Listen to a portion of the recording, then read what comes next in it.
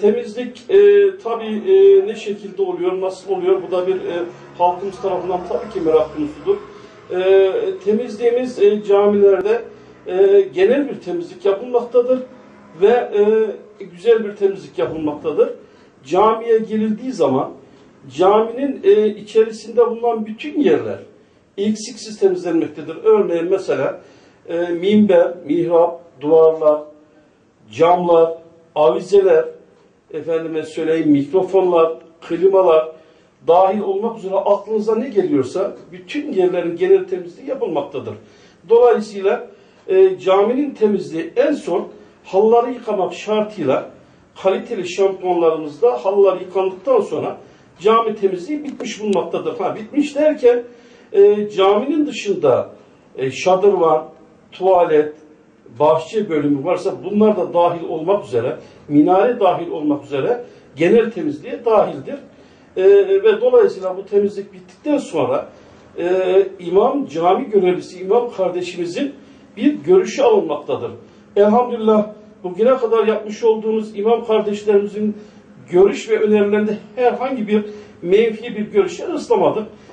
Her yıl, yıllık olarak şu şekilde cami görüş, imam kardeşleri görüş ve önerileri diye bir kitap bastırıyoruz. Şükürler olsun bu kitabın içerisinde de doğal olarak imam kardeşlerimizin görüş ve önerileri var. Ve derneğimiz elhamdülillah imam kardeşlerin görüş ve önerileri takdire şayandır.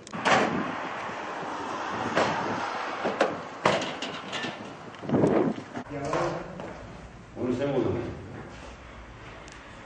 Bir daha selam ver abi.